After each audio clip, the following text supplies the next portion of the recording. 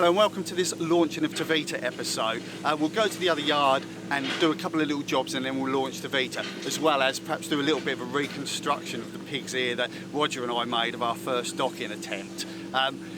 After that we'll come back and look at Susanna here. We need to bring Susanna back into the picture as well as a couple of questions I could do with having answered. I've got some decisions to make, so it would be great to get a bit of advice on it, to be honest. So we'll come back, have a look at Susanna, but let's go and start by launching Tevita. So I've mixed up a bit of a cream colour for this boot line here. White was a bit too bright. I've got a bit of a cold today, so I won't talk too much, but yeah, hopefully this is going to help the colour combination look a bit better. Let's have a look, see.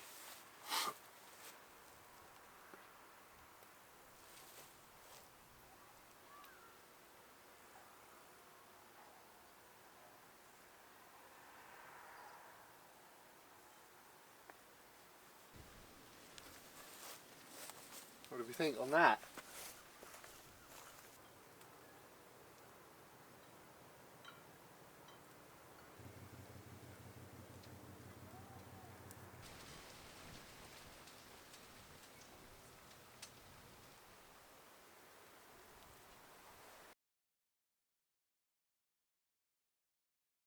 So when I first stripped this name off, I was hoping for a better day when I'd be sign writing the name back on. Well, here we go. I suppose start where we're going to finish as well. Remove Tevita's name, and the last thing that will happen is I'll put it back on. But we're in such a rush at the moment. We're going to be launching in 2 hours, so it's a bit of a flap. We can't launch without a name, so unfortunately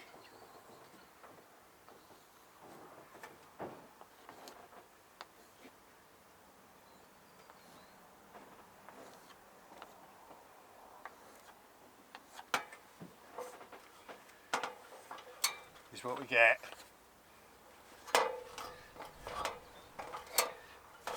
Temporarily.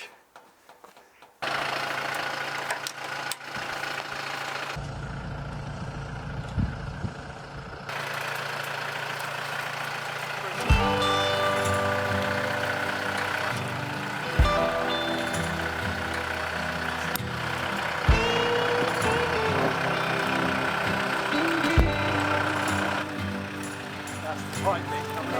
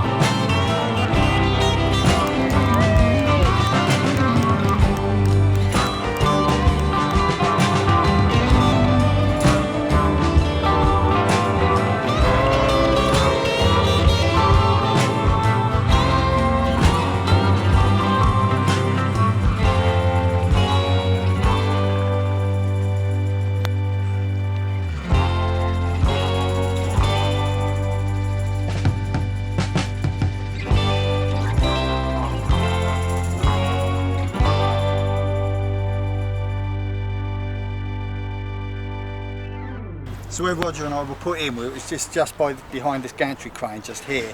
We had to leave the dock quite quickly because the tide was going out and we would have run aground. So it was suggested, and quite rightly, that we would come around here and moor up on this pontoon overnight, because I live just over there.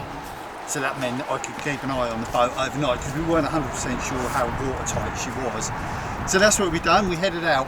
I've got a model here, not to scale, but we came around the corner, and then when we came into here, it was a really fast flowing spring tide ebbing out, and it was going out this way really fast. I thought I'd come into this area here because it's more sheltered and we can tie up here and as I say, keep an eye on the boat. In we come, the tide's roaring out this way, so we come in here like so. I'm on the helm, bring her in. It felt like the throttle was stuck on forward because we came in quite fast, but it wasn't. I think it was just the tide was coming out so fast. But anyway, we sort of come in. I managed to jam it into reverse just before we banged into the pontoon a little bit, but that wasn't so bad. But what happened, we banged into it a little bit like so, and then we came broadside like this, and that was that. We couldn't do anything, so we just came sailing down this way here, sideways all the way down here. And you can see we sort of starting to run out of spice. Here we are, and I'm just wrestling this. No, I can't get any steering on. Big backwards and forwards. There's boats here and all sorts like this. I'm like this, coming sideways, and I managed to bang it to get around, and scuffed a little boat here. Although the guy was fine about it. It was our paint on his boat, not his on ours. And just managed to wrestle it and to moor over here. It was pretty stressful, but we got it alongside. But this sideways thing coming down here, there was nothing we could do. I couldn't go forwards, backwards, there's no room, but managed somehow to turn it around. I don't know how, and the tide's just so flowing this way, but turned around, got it moored up. That was that. Next day, Roger's on the helm, we're moored up here. So I think if I stand on the pontoon with a rope on the back of the boat, let go of the front, the water's going to take it out, which it did, and then I jump on the boat, let go of the line, Roger roars forwards like this. What actually happened was the boat swung around so fast that it pulled out. I couldn't get on it, so now the boat's just got one line on the back. It's now out sideways again, and we come get wedged right here like this. Can't do anything. There's just Roger's on his own, the boat like this. This chap here in this fishing boat jumps on his dinghy, rows along, jumps on the pontoon, comes and helps us, throws us a line, pulls us alongside here, tells us what to do, which is put a line midships, not at the back, and I'm on the boat with the line on the midships, not tied to the one, but slung around a bollard, so I can let it go slowly, let it go midships slowly. Out comes the front, the tide's pushing against it, so it brings the front out, but not as fast as it does being tied to the back. And then off we go. I let the line go because it's not tied, it's just in my hands, and I can just let it go and I'm on the boat, and off we go. It was brilliant, but honestly that was a nightmare. Roger getting stuck like this, broadside again. Both of us, honestly, what a pig's ear. By the time we got over to our mooring, we were shaking, but we done it. Lessons learned.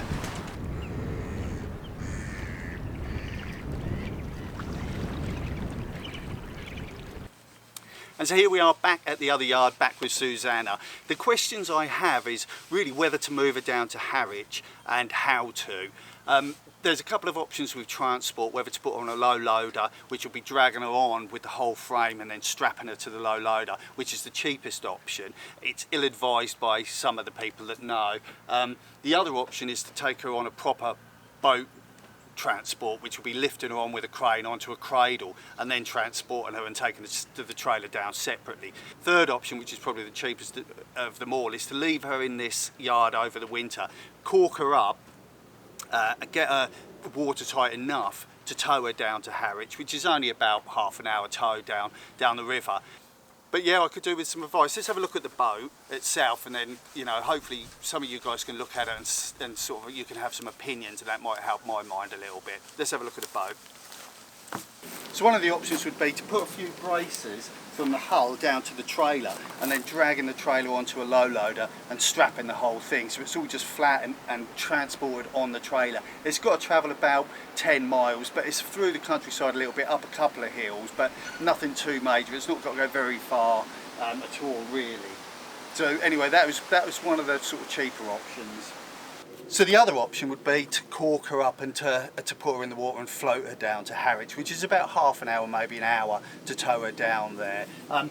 With corking, there'd be two options on that as well. Is to cork her up properly, let her take up properly, do the whole thing properly, and maybe leave her in the water maybe for a month, and then when I take her out for maybe 2 months, it's not going to do so much harm with her swelling up and then drying out again. I don't want that strain on the hull. The other option with corking her up would be to do it really temporarily, like just the minimum I can get away with, have some pumps running on the bow and tow her down as fast as I can and get her straight out again.